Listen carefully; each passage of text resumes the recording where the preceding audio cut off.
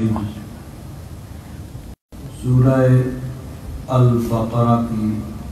آیت نمبر 220 تک گزشتہ ہفتے مکمل ہوا تھا۔ آخری جو آیت نمبر 220 ہے، اس میں یتیموں کے متعلق فرمایا گیا تھا کہ ان کا مال، یعنی اگر یتیم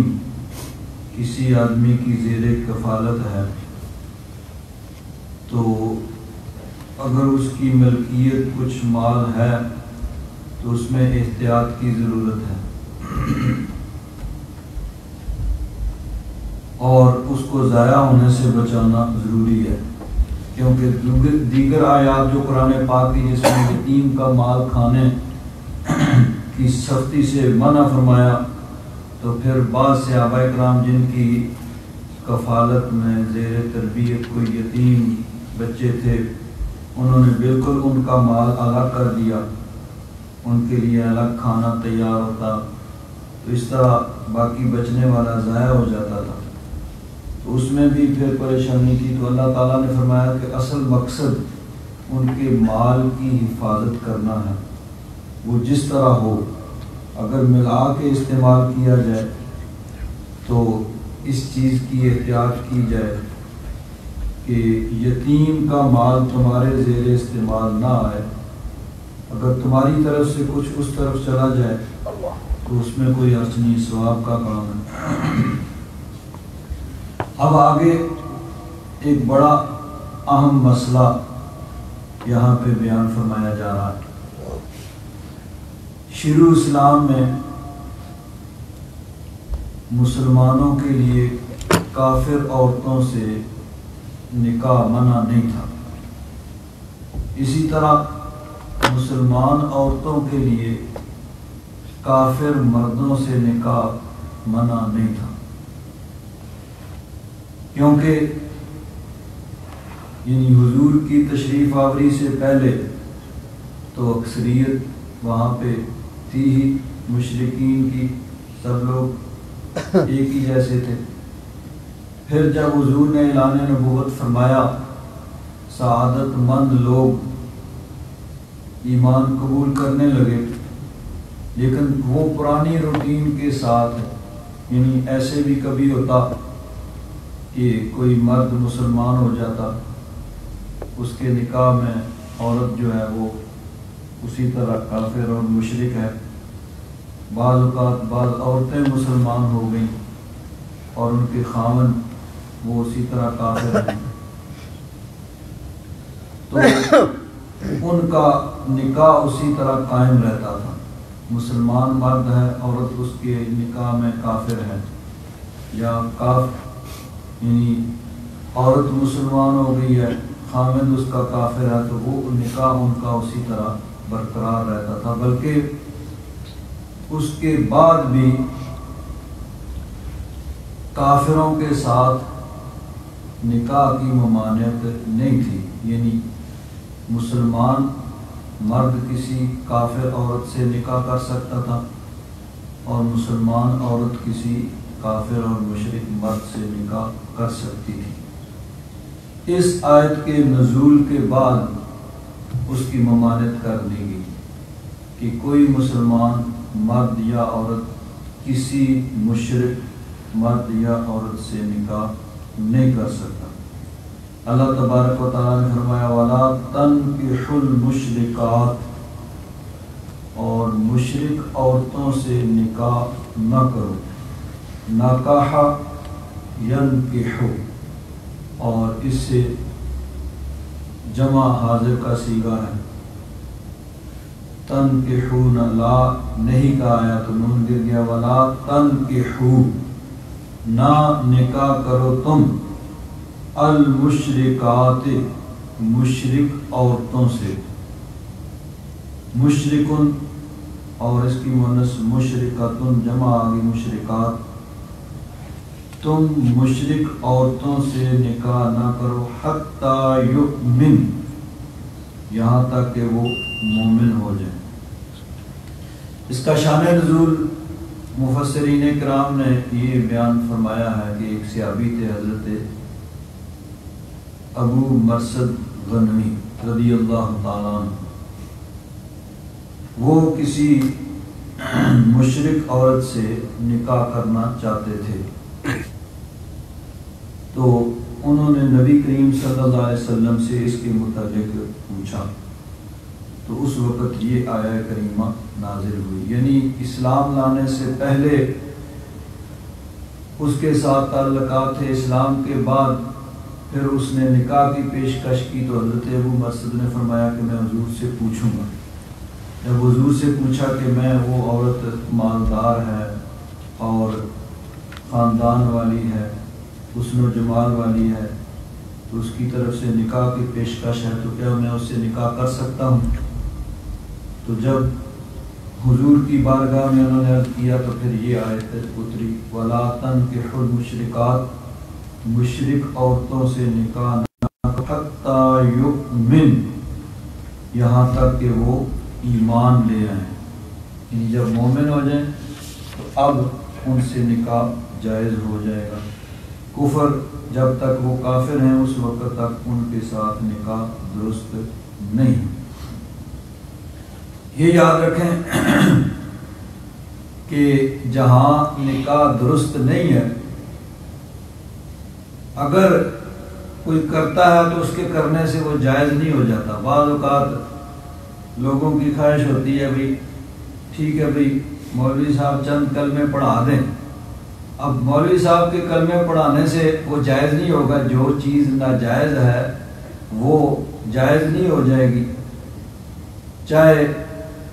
یعنی 1 2 6 کلمے بجائے 10 کلمے پڑھا دیں، جو ناجائز ہے وہ ناجائز ہی رہے گا. کسی کے کلمے پڑھانے سے یا کرنے سے وہ جائز نہیں ہو جائے گا. تو جہاں یعنی شریعت میں جو منع ہے، جو ناجائز ہے، جو حرام ہے، جو نہیں ہو سکتا، وہ کسی کے کرنے سے ہو نہیں جاتا. تو اللہ تعالیٰ نے فرمایا کہ جب تک وہ مشرک عورتیں مومن نہ ہوں ان سے نکاح نہ کرو. یعنی وہ نکاح منعقد ہی نہیں ہوگا، واقع ہی نہیں ہوگا. اب اگر کسی نے کر لیا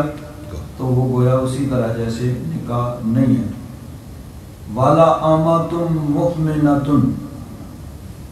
اور مومنہ باندی یعنی کنیز، جو جس طرح غلام اور جو عورت ہوتی تھی اس کو آماتن کہا جاتا تھا. مرد اگر کوئی غلام ہے تو اس کو عبدن کہا جاتا، اور اس کے مقابلے میں عورت جو غلام ہے اس کو آماتن کہا جاتا ہے. تو مومن باندی خیر من مشرکۃ، وہ اس مشرک عورت سے بہتر ہے. وَلَوْ أَعْجَبَتْكُمْ، اگرچہ وہ تمہیں بھلی لگے، اچھی لگے. یعنی مشرک عورت وہ مالدار ہے، اونچے خاندان سے تعلق رکھتی ہے، حسن و جمال ساری خوبیاں اس میں پائی جاتی ہیں، تو اس کی بجائے کسی باندی سے کنیز سے نکاح کرنا وہ 1000 درجہ اس سے بہتر ہے. اب جو غلام یا باندیاں ہوتی تھی اسلام میں یعنی مومن ہونے کی صورت میں ان سے نکاح درست تھا، لیکن جو روٹین چل رہی تھی اس میں یہی تھا کہ غلام کی اولاد بھی آگے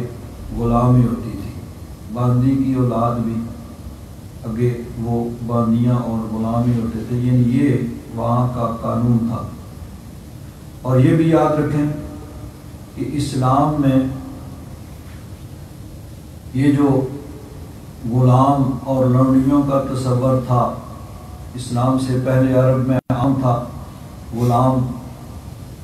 منڈیاں لگتی تھی، وہاں بیچے اور خریدے جاتے تھے جیسے جانوروں کی منڈیاں ہوتی ہیں، اور آگے پھر ان کی اولادیں بھی غلام اور لونڈیاں ہوتی تھیں. اسلام میں یکدم اس کو ختم کرنا ممکن نہیں تھا. کہ سارے غلام یکدم آزاد کر دیے جائیں، لیکن اسلام نے ایسا طریقہ اختیار کیا کہ یہ غلامی تھوڑے عرصے میں ہمیشہ ہمیشہ کے لیے ختم ہوگی، جیسا کہ آگے مختلف جگہوں پہ بیان آئے گا کہ مختلف مواقع پہ غلام آزاد کرنے کا حکم دیا۔ مثلا اگر کسی نے رمضان شریف کا روزہ توڑ دیا تو اس کے لیے کفارہ کے طور پر سب سے پہلا آپشن ہے غلام آزاد کرنا، غلام آزاد کرو۔ اسی طرح زہار ہے، وہ بھی ایک شرعی حکم ہے، اس میں بھی غلام آزاد کرنا۔ اگر کسی نے خطأً کسی آدمی کو قتل کر دیا، مثلا تیر چلایا شکار کی جانب، آگے کوئی آدمی آ گیا، اس کے جا لگا، وہ فوت ہو گیا، تو اس میں غلام آزاد کرنے کا حکم۔ تو مختلف کفارات میں غلام آزاد کرنے کا حکم دیا گیا، اور اسی طرح غلام آزاد کرنے کی بہت زیادہ فضیلت اور ثواب کو بیان کیا گیا کہ غلام آزاد کرنا اس میں کتنا ثواب ہے۔ تو اس طرح یہ غلامی پھر تھوڑے ہی عرصے میں ہمیشہ ہمیشہ کے لیے ختم ہو گئی، لیکن بہرحال اس کے احکام جو ہیں وہ قرآن پاک کے اندر احادیث مبارکہ میں فقہ کی کتابوں میں مذکور ہیں، کیونکہ بعض چیزوں کا تعلق دیگر مسائل کے ساتھ بھی ہوتا ہے، تو اسی لیے وہ قرآن پاک میں بھی وہ چیزیں اسی طرح موجود ہیں، قیامت تک موجود رہیں گی احادیث مبارکہ میں، اور فقہ کی کتابوں میں بھی باقاعدہ اس کے ابواب ہیں۔ لیکن اسلام نے ایسا طریقہ اختیار کیا کہ یہ غلامی ہمیشہ ہمیشہ کے لیے ختم ہو گئی۔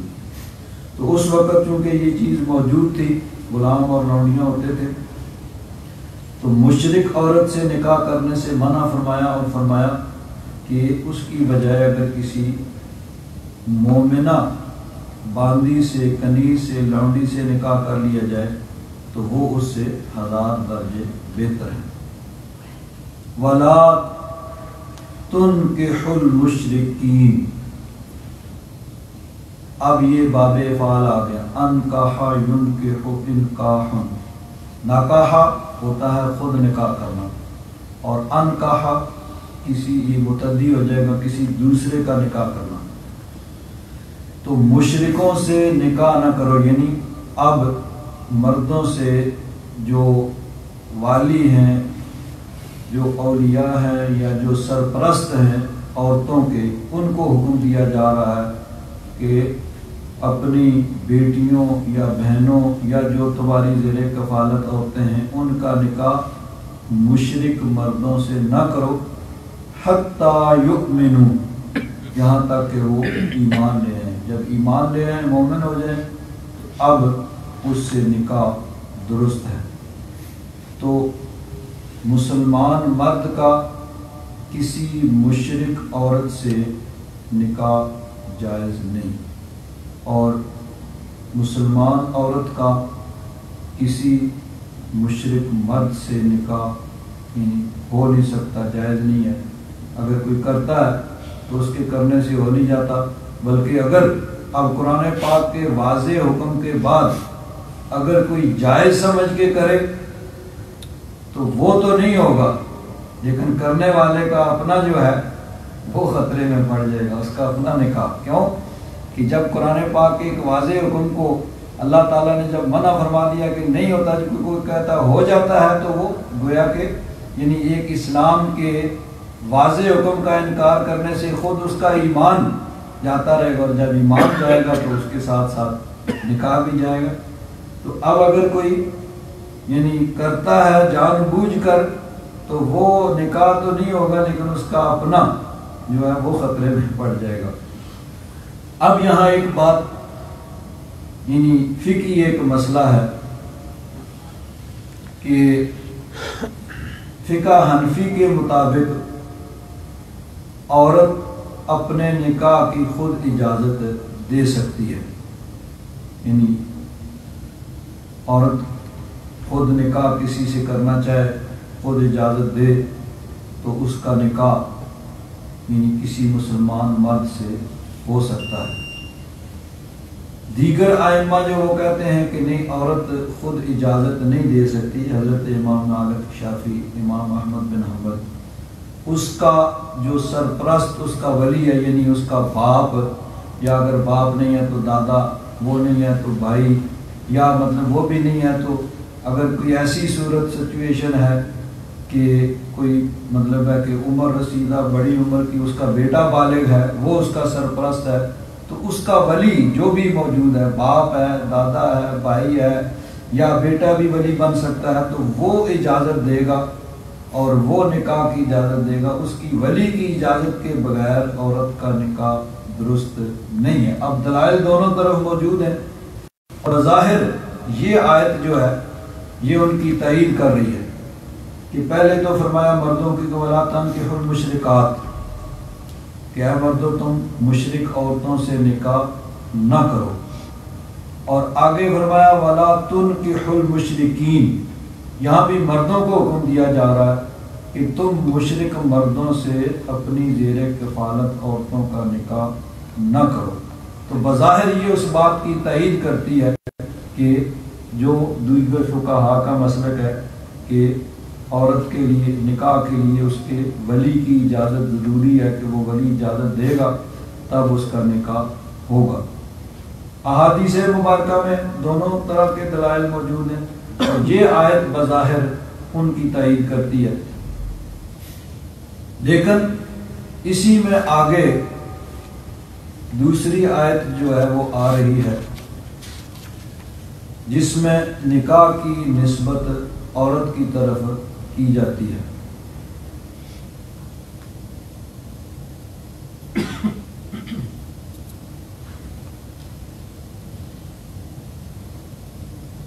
وَلَا يَحِلُّ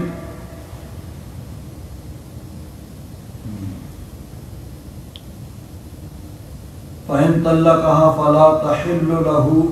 مِن بَعْدُ حَتَّى تَنكِحَ زَوْجًا غَيْرَهُ، یہاں پہ عورت کی طرف نسبت کی گئی ہے کہ اگر کوئی مرد کسی عورت کو طلاق دے دیتا ہے اور طلاق کے مغلظہ ہو جاتی ہے، تینوں طلاق دے دیتا ہے، اب وہ عورت اس کے لیے حرام ہوگی، اب دوبارہ اس کے ساتھ اس کا نکاح نہیں ہو سکتا، حتیٰ تنکح زوجا غیرہ،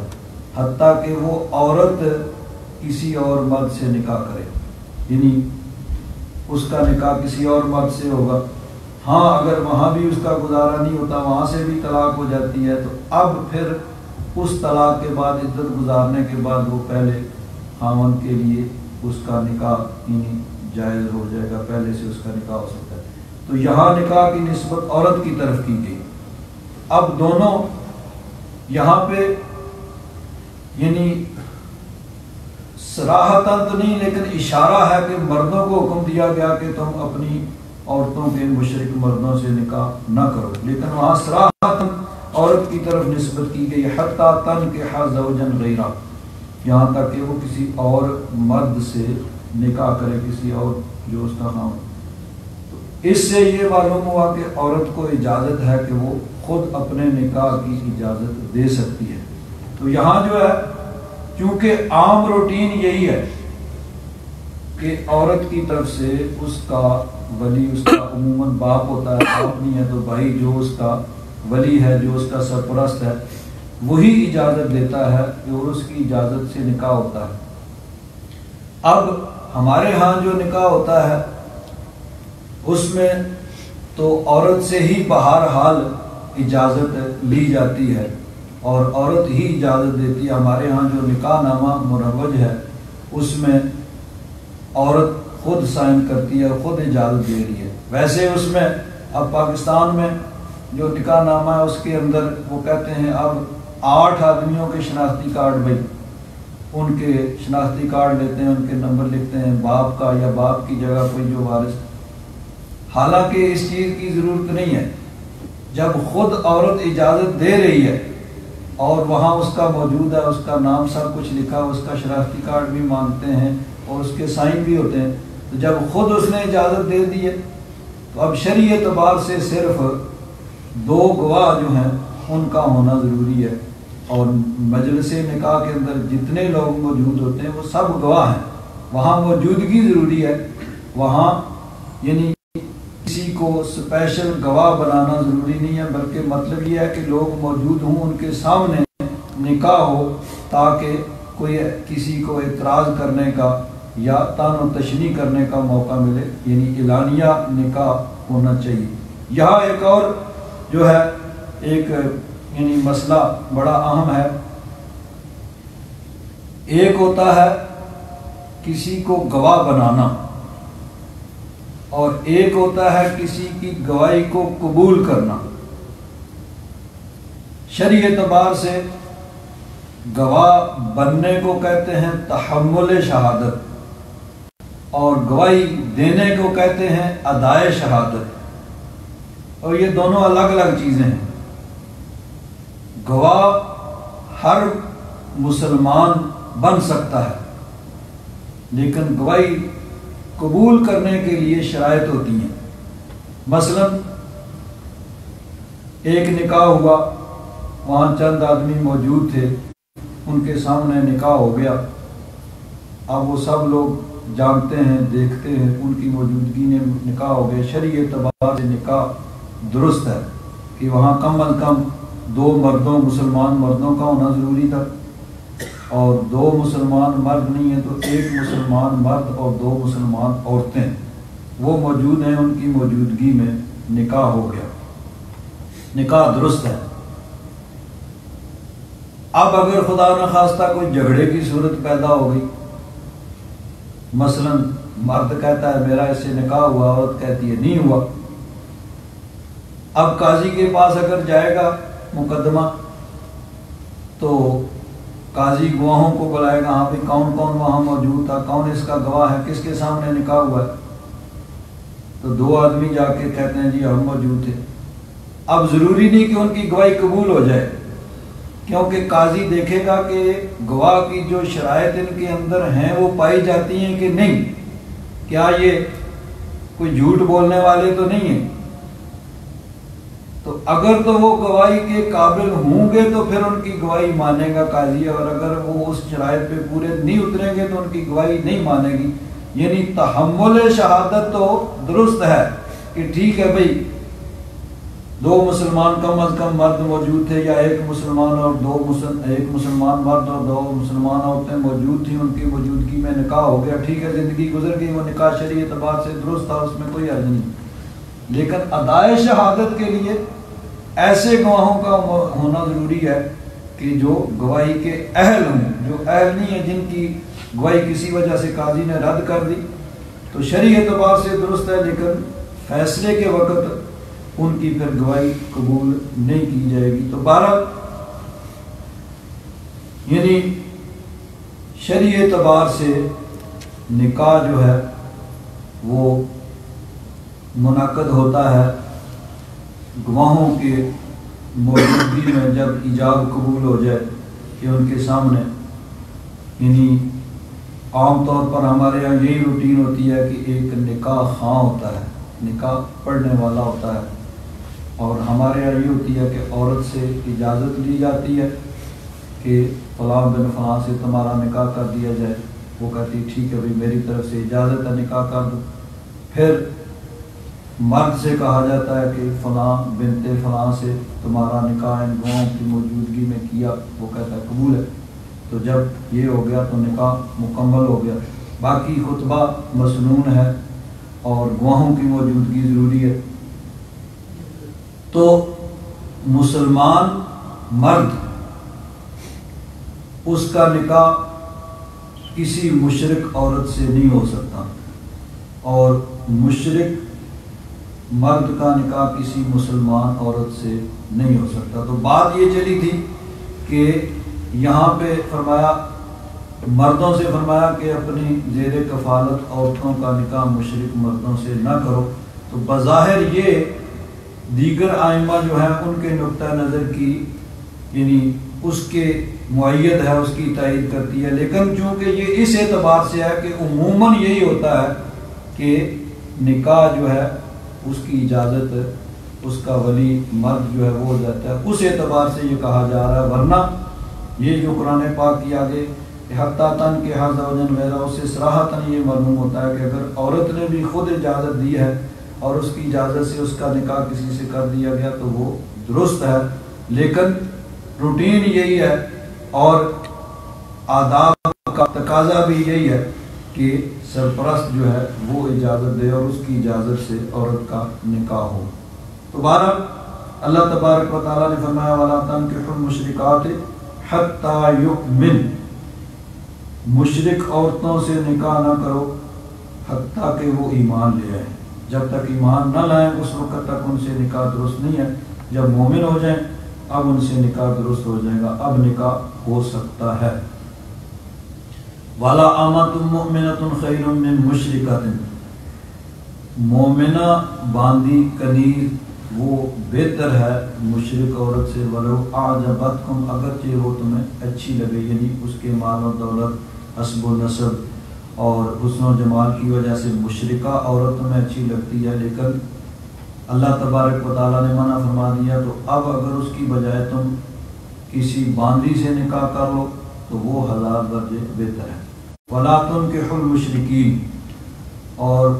اپنی عورتوں، اپنی زیر کفالت عورتوں کا نکاح مشرک مردوں سے نہ کرو،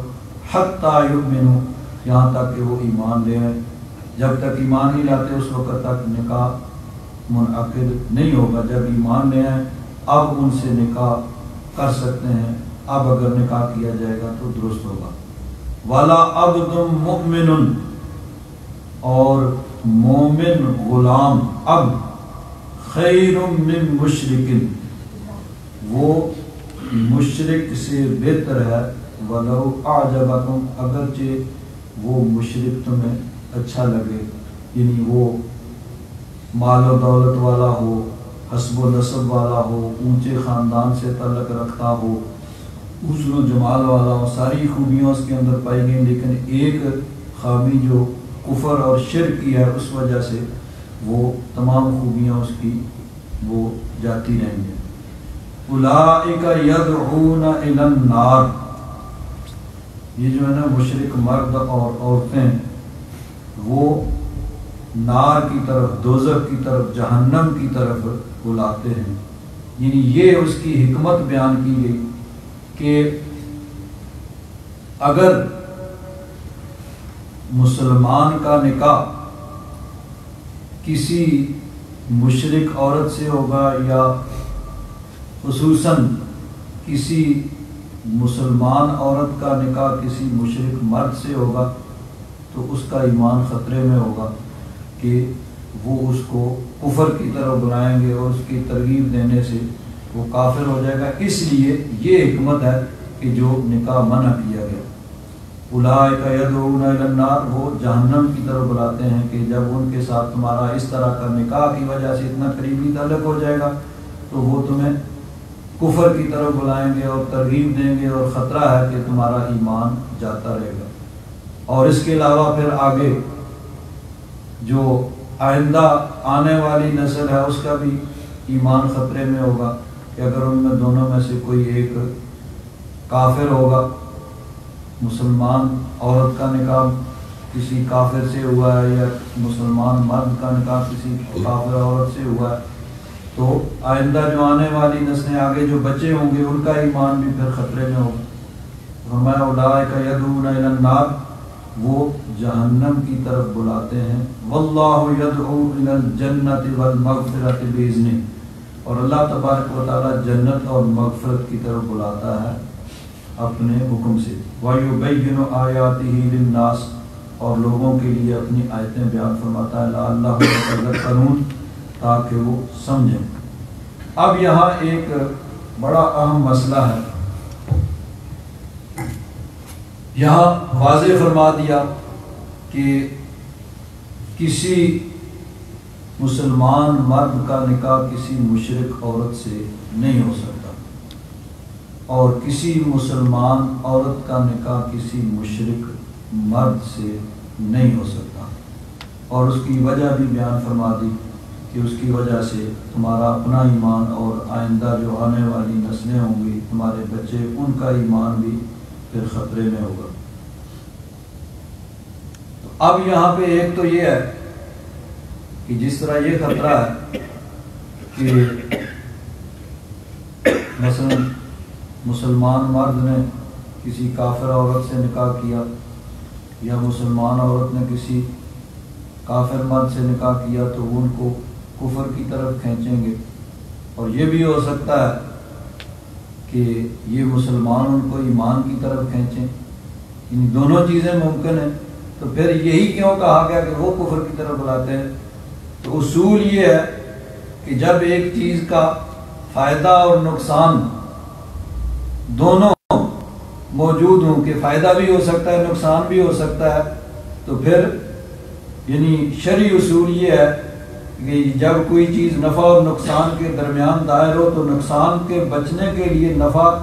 کے اصول پر مقدم کیا جاتا ہے، پھر یعنی نفع کو چھوڑ کر نقصان سے بچا جاتا ہے، یعنی دونوں چیزیں ممکن ہیں، نفع بھی اور نقصان بھی، تو پھر نفع کو چھوڑ کر نقصان سے بچنے کی کوشش کی جائے گی۔ تو یہ تو ویسے تو یہ بھی ممکن ہے کہ مسلمان جو ہے اس کو ایمان کی طرف لے آئے، لیکن اس نفع کو چھوڑ کر ایمان کا جو خطرہ ہے اس کو مقدم رکھا جائے گا۔ اگلی جو بات ہے کہ قرآن پاک میں مسلمان مرد کو اہل کتاب عورتوں سے نکاح کی اجازت دی گئی۔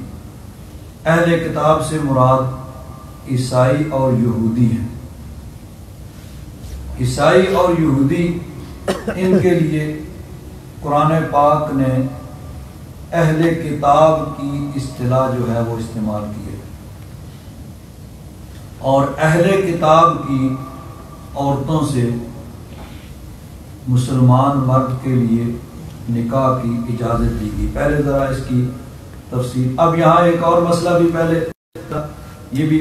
یعنی مفسرین کرام نے اس کا ذکر کیا ہے کہ نکاح کے لیے کف یعنی برابری اس کو بھی ملحوظ خاطر رکھنا چاہیے، اور شریعت میں اس چیز کی ترغیب دی گئی ہے کہ نکاح کف میں ہونا چاہیے، یعنی برابری کی سطح پہ ہونا چاہیے، ایسے کہ مرد اور عورت وہ ان کا سٹیٹس برابر کا ہو۔ اب یہ وجہ کیوں دی گئی؟ اس لیے کہ اگر وہ ان کا سٹیٹس برابر نہیں ہوگا تو یہ چیز چل نہیں سکے گی، اس میں لڑائی جھگڑے کا خطرہ ہوگا، اور آج نہیں تو کل وہ یعنی یہ رشتہ ٹوٹ جائے گا۔ اس لیے شریعت نے کہا کہ پہلے دیکھ لو کہ برابری کی یعنی خاندان وغیرہ اور ان کا پیشہ اور ان کے رہن سہن کی ساری چیزیں برابر ہوں، تاکہ آگے چل کے اس میں لڑائی جھگڑا اور علیحدگی کی صورت نہ ہو۔ اگر غیر کف میں ہوگا، زیادہ اونچ نیچ دونوں کے خاندانوں میں بہت زیادہ فرق ہوگا، تو اس میں پھر لڑائی جھگڑے کا خطرہ ہوتا ہے، اس لیے کف کا خیال رکھا گیا، یعنی برابری کا خیال رکھا گیا۔ لیکن اگر دونوں فریق یعنی دونوں خاندان وہ رضامند ہیں تو پھر اس میں کوئی حرج نہیں ہے، پھر وہ نکاح ہو سکتا ہے۔ اور اس کی اشارتاً اس میں بھی آ گیا کہ اللہ تبارک و تعالیٰ نے فرمایا کہ مشرک عورتوں سے نکاح نہ کرو، بلکہ اس کے بجائے کسی اگر کنیز سے باندی سے نکاح کر لو تو وہ اس سے ہزار درجے بہتر ہے۔ حالانکہ سٹیٹس اس کے برابر تھا، دونوں کا خاندان اور رہن سہن اور باقی چیزیں، لیکن فرمایا کہ نہیں، کفر کی وجہ سے اس سے نکاح تو درست نہیں۔ باندی اب اس کا سٹیٹس اس کے برابر نہیں ہے، لیکن اس سے نکاح کی اجازت دی۔ اسی طرح عورت کا نکاح، فرمایا کہ کسی مسلمان عورت کا نکاح کسی مشرک سے، حالانکہ سٹیٹس اس کے برابر ہے، لیکن فرمایا اس کی بجائے اگر غلام سے نکاح کر لیا جائے تو وہ اس سے بہتر ہے، یعنی وہ حالانکہ اس کا سٹیٹس غلام کا اور آزاد عورت کا وہ برابر نہیں ہے، لیکن جب دونوں خاندان ایگری ہیں، دونوں فریق ایگری ہیں، تو اب اس کی اجازت ہے، وہ درست ہے۔ تو اس صورت میں یعنی یہ نکاح جائز ہے۔ ہمارے فقہ کی کتابوں میں یہ لکھا ہے کہ اگر کوئی عورت غیر کف میں نکاح کرے، یعنی ایسی جگہ اس نے نکاح کیا ہے جو ان کے اسٹیٹس کے نہیں ہیں، تو اس میں پھر اب اس کے جو ورثاء، اس کے اولیاء، اس کے سرپرست ہیں، ان کو اعتراض کرنے کی اجازت ہوتی ہے۔ یعنی نکاح تو درست ہوگا، لیکن وہ اب قاضی کے ذریعے سے اس نکاح کو فسخ کروا سکتے ہیں کہ یہ کفر نہیں ہے۔ بہرحال یہ حالات اور زمانے کے مطابق بھی چیزیں ہوتی ہیں۔ بعض نے کہا کہ کفر سے مراد صرف ایمان اور کفر ہے، کہ ہر مسلمان دوسرے مسلمان کا کفر ہے، اس کے برابر ہے، اس کا سٹیٹس ایمان کی وجہ سے دونوں کا برابر ہے۔ بہرحال اب آگے کہ اسلام میں اہل کتاب کی عورتوں سے مسلمان مردوں کو نکاح کی اجازت دی گئی ہے۔ چنانچہ قرآن پاک میں اس چیز کا اللہ تبارک و تعالیٰ نے حکم دیا، اس کی اجازت دی ہے۔ سورہ المائدہ ہے،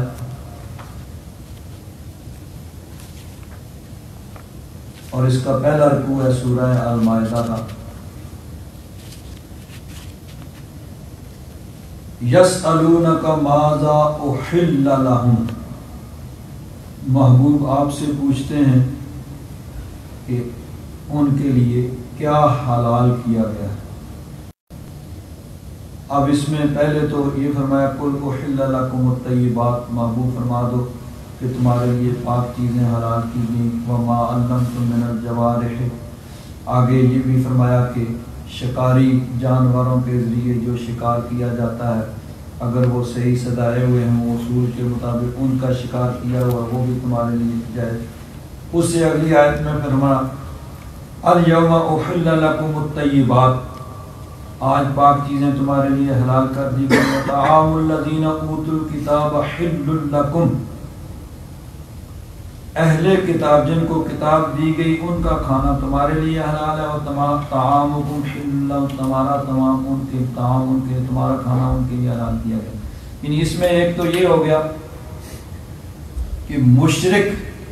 کافر اگر کوئی جانور ذبح کرتا ہے تو وہ ذبیحہ یعنی شرعی اعتبار سے جائز نہیں ہے، وہ مردار ہے، مسلمان کے لیے اس کی کھانے کی اجازت نہیں ہے۔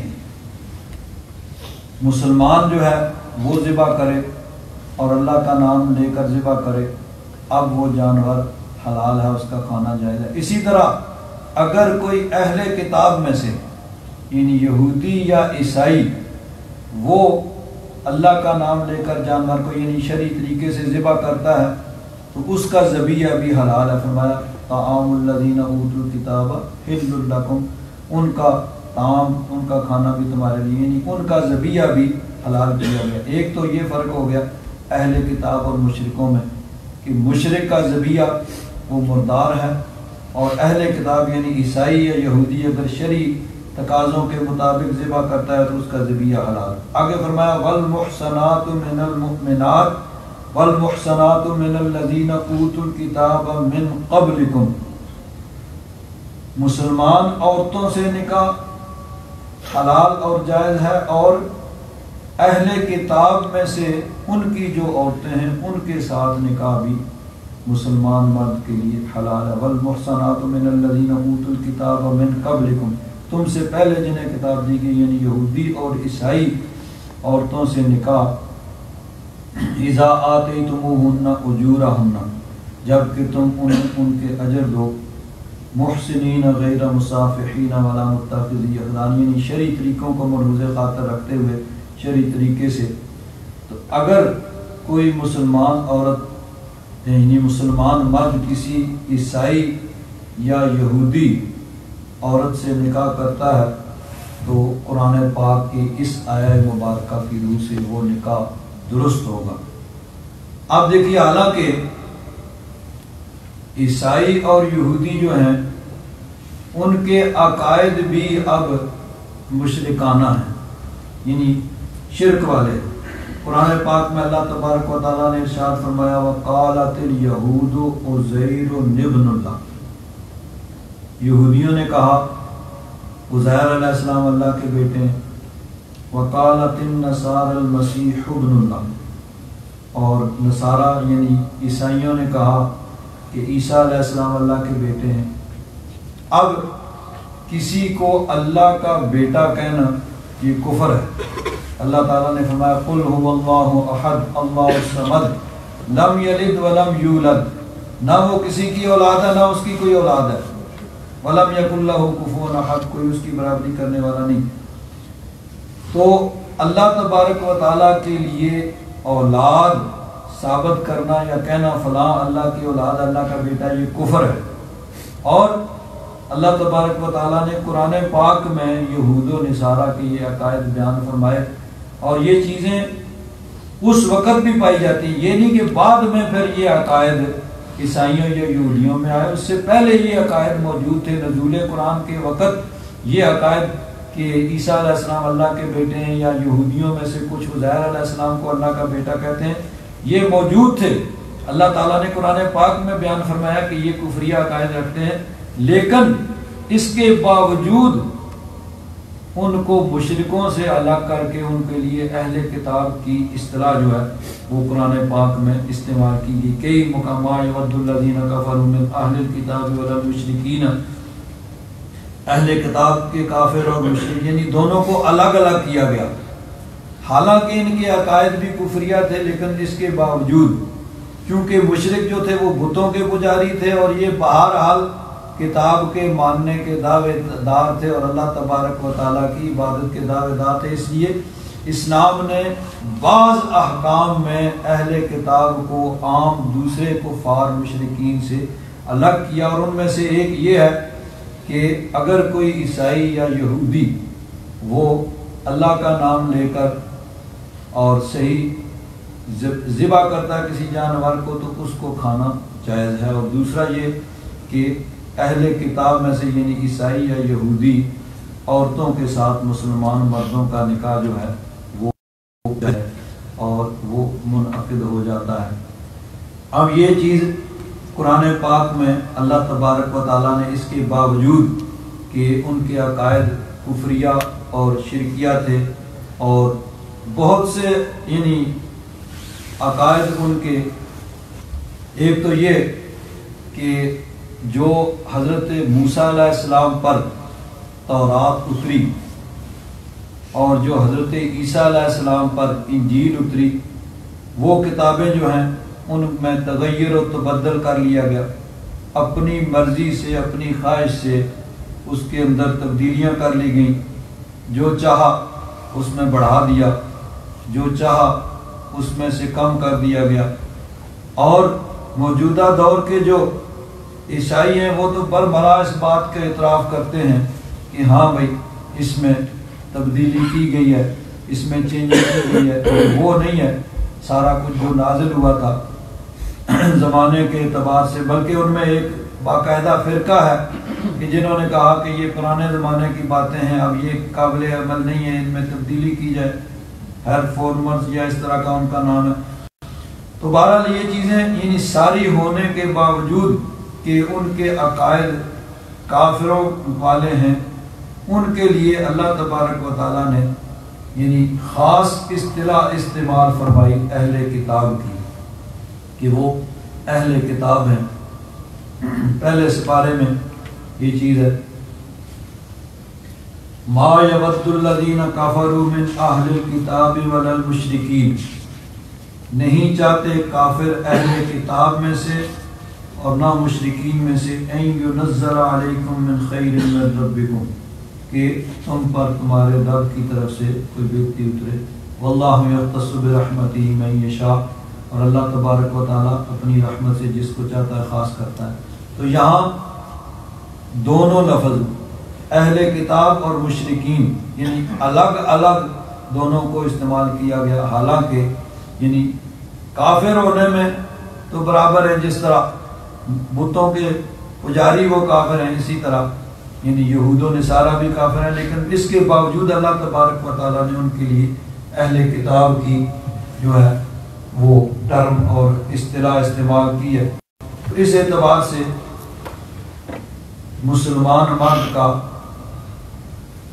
کسی اہل کتاب یعنی یہودی اور عیسائی عورت سے قرآن پاک کی روح سے نکاح جائز ہے. لیکن اب دیکھنا یہ ہے کہ اس کے آگے یعنی جو وجہ بیان فرمائی اللہ تبارک و تعالیٰ نے مشرک مردوں اور عورتوں سے نکاح سے، اگر وہی وجہ یہاں بھی موجود ہو تو پھر یعنی اس وجہ سے فقہا نے کہا ہے، بعض نے یہ کہا کہ کسی اسلامی ملک میں تو کسی عیسائی یا یہودی عورت سے مسلمان مرد کا نکاح ہو سکتا ہے، لیکن غیر اسلامی ممالک میں نہیں ہو سکتا. اس کا بھی یہ فرق ہے کہ اسلامی ممالک میں یہ خطرہ کم ہے کہ وہ عورت اس کو کفر کی طرف لے جائے گی، اور آگے جو بچے ہوں گے ان کے ایمان کے بھی حفاظت کے یعنی اسباب اور امکانات موجود ہیں.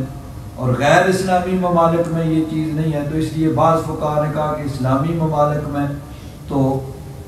مسلمان مرد کا نکاح کسی عیسائی یا یہودی عورت سے ہو سکتا ہے، غیر اسلامی ممالک میں نہیں ہو سکتا. دارالکفر اور دارالحرب میں نہیں ہو سکتا، وہاں منع ہے. تو بہرحال یہ آگے یعنی تشریحات ہیں، لیکن بہرحال قرآن پاک کی اس آیت کی روح سے یعنی مسلمان مرد کا نکاح اہل کتاب عورت عیسائی یا یہودی سے ہو سکتا ہے. لیکن دیکھنا آگے پھر یہ ہے کہ اس کے نقصانات کتنے ہوں گے اور حالات کے مطابق اس کا نقصان کتنا ہوگا. اور ویسے بھی نکاح سے پہلے اگر ان کو کہا جائے تو شاید مان جائیں، جو موجودہ دور میں ہم نے یہاں پہ لکھا ہے کہ جن لوگوں نے نکاح سے پہلے انہیں کہا بھائی مسلمان ہو جاؤ، فوراً مسلمان ہو جاتے ہیں. اور جنہوں نے یعنی پہلے ان کو مسلمان نہیں کیا، یعنی جس طرح یہاں سب کی یعنی یہاں کے لوگوں کی روٹین ہے کہ بغیر شادی کے بچے بھی ہو رہے ہیں، سب کچھ ہو رہا ہے، تو جن مسلمانوں نے ان کافروں کی روش پہ چلتے ہوئے وہی کام کیا تو بعد میں چاہے وہ الٹے لٹک جائیں، بعد میں پھر وہ مسلمان نہیں ہوتی. ہاں اگر پہلے ان کے لیے شرط رکھی جائے تو جن لوگوں نے یعنی یہودی یا عیسائی عورتوں سے یعنی ان کے ساتھ پہلے شرط کی اور پہلے ان کو مسلمان کر لیا اور نکاح کر لیا تو وہ تو ہے. اور جنہوں نے ان کفار کی روش پہ چلتے ہوئے پہلے وہی کام کیا، بچے وغیرہ ہو گئے، اب کہیں بھائی نکاح پڑھو یا ان کو مسلمان کرو تو وہ نام نہیں لیتی. تو پہلے تو وہ مان جاتی ہیں، بعد میں اگر کوئی کہے تو پھر وہ ممکن نہیں ہوتا. تو بہرحال یہ حالات اور زمانے کے حساب سے اس کے اندر ہے، لیکن بنیادی طور پر اس چیز کی یعنی شریعت میں اجازت دی گئی ہے کہ مسلمان مرد ہو اور اہل کتاب میں سے عورت ہو تو اس کا نکاح جو ہے وہ جائز ہے. اب آگے حالات اور زمانے کے اعتبار سے اور ملک کے اعتبار سے اس میں دیکھا جائے گا کہ اس میں کتنا فائدہ ہے، کتنا نقصان ہے اور اس کے حالات کیا ہیں. تو اس میں جو بنیادی نقطہ ہے وہ یہی ہے کہ پہلے یعنی شروع اسلام میں پہلے کی روٹین کے مطابق مسلمان مردوں اور عورتوں کا نکاح جائز تھا. یعنی ایک تو یہ کہ کوئی آدمی مسلمان ہو گیا، اس کے نکاح میں کافر عورت ہے، یعنی پہلے دونوں کافر تھے، مشرک تھے، مرد مسلمان ہو گیا، عورت اسی طرح کافر ہے تو ان کا نکاح برقرار رہتا تھا. ان کی پرانی روٹین کے مطابق مسلمان مرد ہے، عورت ابھی تک کافر ہے، ان کا نکاح درست وہ یعنی اسی طرح برقرار رہتا تھا. اسی طرح بعض عورتیں مسلمان ہو گئیں، ان کے خاوند مسلمان نہیں ہوئے، تو اس کے باوجود کہ عورت مسلمان ہو چکی ہے اور خاوند ابھی تک کافر ہے، وہ اسلام نہیں لایا، لیکن ان کا وہ سابقہ نکاح اسی طرح برقرار رہتا تھا. صرف یہی نہیں بلکہ اس وقت مسلمان مردوں کے لیے کافر عورتوں سے اور مسلمان عورتوں کے لیے کافر مردوں سے نکاح کی اجازت دی، یعنی وہ نکاح اسی سابقہ روٹین کے مطابق ہوتا تھا. لیکن پھر اس کے جو مفاسد آگے آنے والے تھے اس وجہ سے اس آیت کے نزول کے بعد پھر اس کو منع کر دیا گیا. اللہ تعالیٰ اللہ تبارک و تعالیٰ نے فرمایا والا تنکحوا المشرکات حتی یؤمن، مشرک عورتوں سے، اے مسلمان مردوں مشرک عورتوں سے، کافر عورتوں سے نکاح نہ کرو یہاں تک کہ وہ مومن ہو جائیں. یعنی مومن ہوں گے اب ان سے نکاح ہو سکتا ہے، جائز ہے۔ والا امۃ مؤمنۃ خیر من مشرکۃ ولو اعجبتکم، اور باندی مومنہ کنیز جو ہو، چاہے وہ آزاد نہ ہو، لونڈی ہو، اس سے نکاح کر لو، وہ اس مشرک عورت سے بہت بہتر ہے۔ ولو اعجبتکم، اگرچہ وہ مشرک عورت اپنے مال و دولت، نسب و نسل اور دیگر خصوصیات کی وجہ سے تمہیں بہت اچھی لگتی ہے، لیکن کفر کی وجہ سے اس کی ساری خوبیاں جاتی ہیں، اس کی بجائے اگر کسی لونڈی سے نکاح کر لو تو وہ بہتر ہے۔ ولا تنکحوا المشرکین، اور اب مسلمان مردوں کو حکم دیا جا رہا ہے کہ تم اپنے زیر کفالت، زیر سرپرستی عورتوں کے نکاح مشرک مردوں سے نہ کرو، حتی یؤمنوا، یہاں تک کہ وہ ایمان لے آئیں۔ ولا عبد مؤمن خیر من مشرک، اور غلام مومن جو چاہے غلام ہی ہو، وہ اس مشرک مرد سے بہتر ہے۔ ولو اعجبکم، اگرچہ وہ تمہیں بھلا لگے، اچھا لگے، یعنی اس کے اسٹیٹس کی وجہ سے، اس کے مال و دولت کی وجہ سے، حسب و نسب، خاندان اور خوبصورتی اور جمال کی وجہ سے وہ مشرک تمہیں اچھا لگتا ہے، لیکن اس کے اندر ایک ایسا عیب ہے شرک کا، کفر کا، جس کی وجہ سے اس کی ساری خوبیاں وہ پس پشت چلی جائیں گی، تو غلام اس مشرک سے بہتر ہے۔ اولئک یدعون الی النار، یہ اس کی حکمت ہے کہ وہ دوزخ کی طرف، جہنم کی طرف بلاتے ہیں۔ جب ان کے ساتھ اس طرح کا شادی بیاہ کا رشتہ ہوگا تو وہ تمہیں، تمہارے ایمان کو خطرہ ہوگا، وہ تمہیں کفر کی طرف بلائیں گے اور چاہیں گے کہ تم بھی ان کی طرح کافر ہو کر جہنم کا ایندھن بن جاؤ۔ واللہ یدعو الی الجنۃ، اللہ تبارک و تعالیٰ جنت کی طرف بلاتا ہے، والمغفرت، اور مغفرت کی طرف بھیجنے ہی اپنے حکم سے، اپنے اذن سے۔ وَيُبَيِّنُ آیَاتِهِ لِلنَّاسِ لَعَلَّهُمْ يَتَذَكَّرُونَ، اور لوگوں کے لیے اپنی آیات بیان فرماتا ہے تاکہ وہ نصیحت حاصل کریں۔ الحمدللہ رب العالمین، والصلاۃ والسلام علی سیدنا و مولانا محمد وعلی آلہ وصحبہ اجمعین۔ اللہم انک عفو کریم تحب العفو فاعف عنا یا غفور یا غفور یا غفور۔ صلی اللہ تعالی علی حبیبہ سیدنا و مولانا محمد وعلی آلہ وصحبہ اجمعین برحمتک یا ارحم الراحمین۔ 2 ہفتے درس کی چھٹی ہوگی۔